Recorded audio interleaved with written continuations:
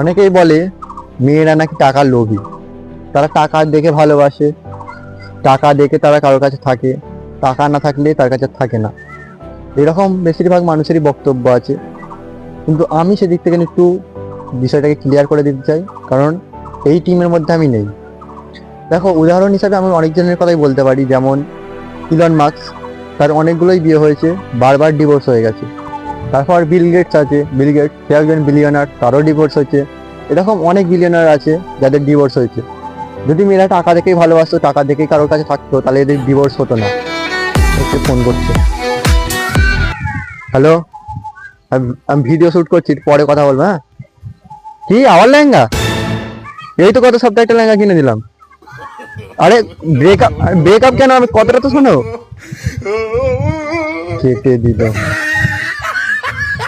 ভিডিওটা ডিলিট করে দিস।